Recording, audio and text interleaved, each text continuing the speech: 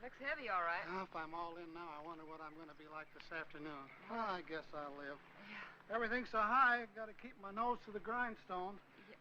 Got a pension plan. Did I tell you about it? Yes, you did. Well, you got to follow it to a T. Every penny counts. Yes. You know, my wife doesn't understand that. She says I'm an old penny pincher. No. But I told her that... Mr. Carson, would you take this letter for me, please? Thanks. I'll swear, I bring in more mail than I take out. Well, I'm sorry. I'd run up to the mailbox with it myself, but I don't like to leave the house so long with my husband being ill and all, you know. No one ever figures how it slows me up lugging everybody's mail around this awful heat. I'm sorry. My feet are throbbing. Your feet ever... Yeah, I know just what you mean. You know, I ought to be way out in Pine Avenue and Merritt Street, but noon, with the way I'm going, I won't be out there till 1 o'clock. I'm sorry. Well, with everybody giving me mail to take back. Is that mail for me? Huh? That mail, is it mine? Oh, yeah. Excuse me. Thank you. It's all right. It's that retirement plan that keeps me going. Yeah, I'll bet it is. Well, thanks again, Mr. Carson. Well, you're welcome. Well, glad to see your husband's well enough to be up, Mrs. Jones. Goodbye. I wish I could lie down for a while.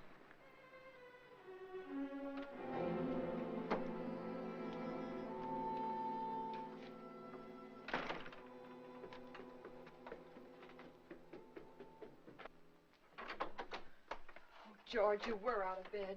And you promised me you I wouldn't. can't get out of bed in my condition.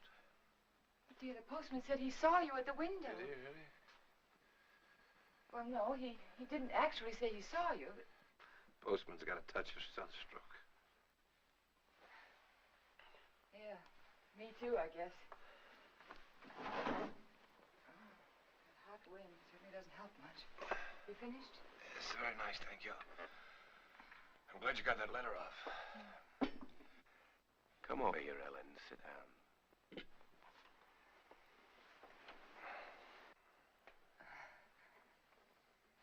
Would you like your Aunt Clara to come up and visit for a little while today? It's pretty hot for the old girl. Oh, she'd love it if you asked for her. You're the apple of her eye, you know. I always was. You know, Aunt Clara gave me a toy when I was a kid. A toy I was crazy about. My mother used to tell her she gave me too much, but I can still remember that toy. It was a bottle with a small, absolutely perfect sailing ship built inside of it. You know, I was so crazy about that toy, I wouldn't let anybody touch it. Oh? Not even my mother.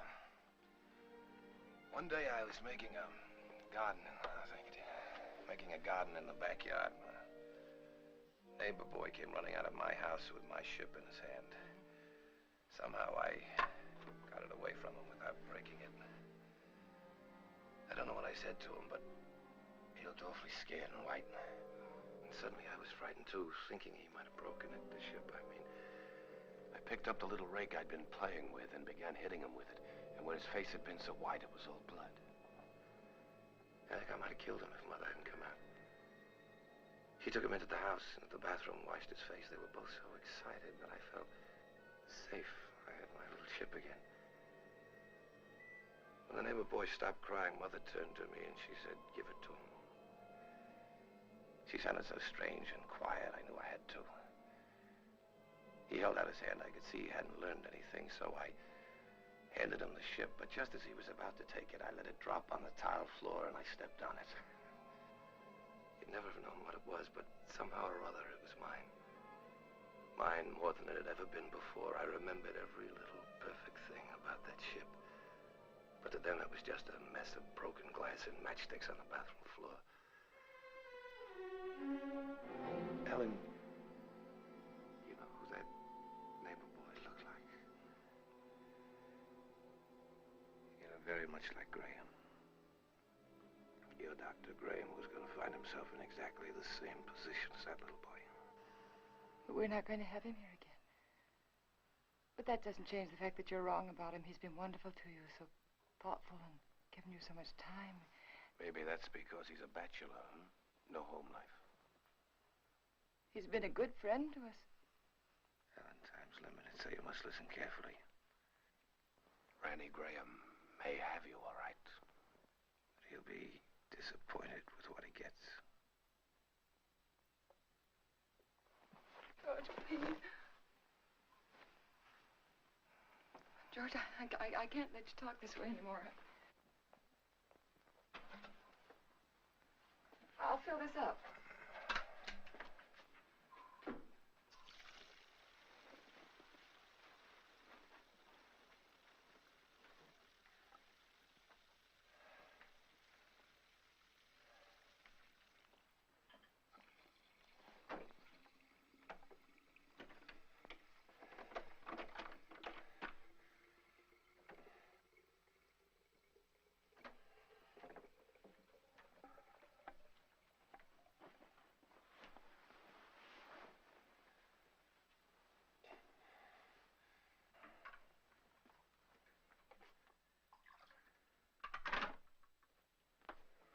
I'll be downstairs if you want me. You'd better wait, Ellen. I've written the district attorney asking him to make a complete investigation if anything happens to me today before he can get help to me. Why do you torture yourself like this? Why do you imagine things that don't exist? That letter exists. It proves you're trying to kill me. But I'm not. I'm not. If I can't help you, George, then I'm going to get someone else in who can. It's not me that needs help now, Ellen. You gave that letter to the postman yourself just a while ago. Yes? Yes, I gave him the letter, the one that you wrote about insurance policies. I knew you wouldn't recognize a district attorney's name if you saw it. Nobody ever does. Isn't that strange? Everybody knows he's a district attorney, but nobody ever knows his name. We are going to get someone else in, another doctor, because this is all in your mind. My mind is fine.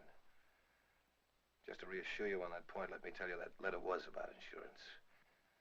I told the district attorney how much insurance we had on each other's lives. That if either one of us died, the other would do very nicely for the rest of his life. Or her life, very comfortably indeed. Oh. I also told him how you and Dr. Graham, how you were working together to aggravate my condition so it wouldn't look like murder. George! I also told him how you were gradually giving me overdoses of the heart medicine.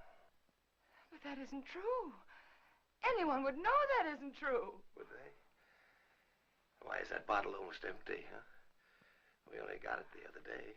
Well, you told me that you spilled it on the tray. You told me that yourself, George. You didn't tell the druggist that. Oh, Mr. Phillips will make an excellent witness against you, Ellen. He'll be the first if anything happens to me. And let me tell you, there'll be others. The letter takes care of everything. The druggist, the medicine, the doctor, he's in it too. Oh, you've implicated your old friend Graham, you know. Nothing's going to happen to you. I don't know whether you're doing this to frighten me or not, but I'm going downstairs and get that letter back from that postman.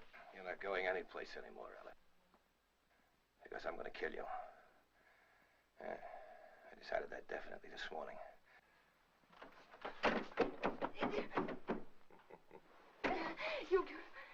You couldn't mean this, George. You couldn't. George, you know I wouldn't hurt anybody. Anybody, much less you. George, think. It's me. It's Ellen. It's Ellen. But you did want to be rid of me. It was in your mind. That's why you feel so guilty, isn't it? No. The letter will take care of Graham. I'll take care of you myself. I'll make it look like self-defense. Please don't.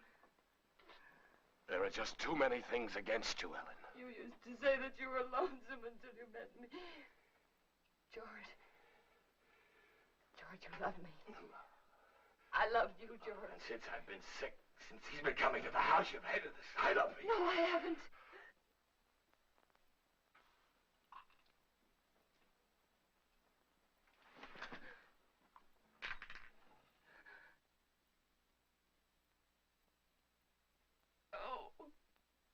No.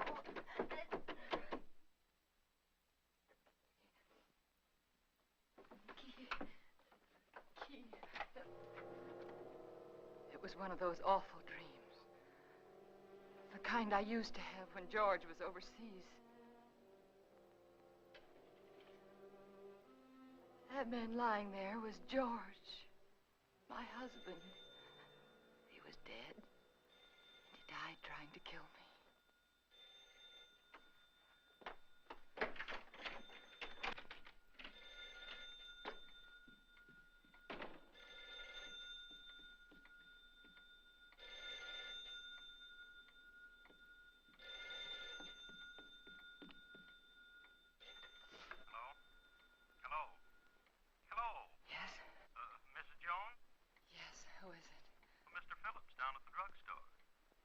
What is it that you want, Mr. Phillips? Well, it's about that heart medicine you want refilled.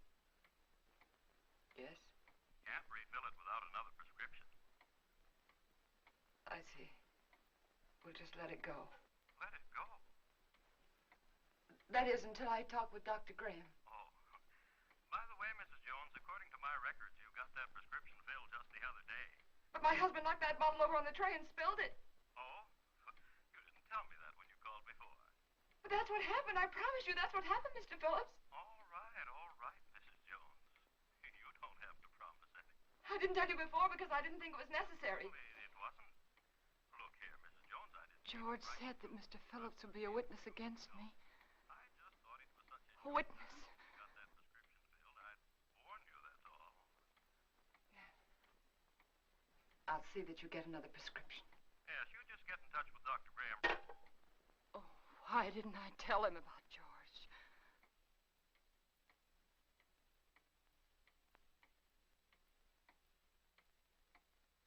That letter. I had to get that letter back. I couldn't tell anyone about George until I got that letter back. I could feel the woman next door watching me.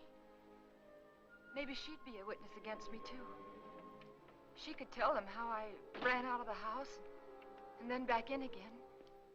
How strangely I was acting.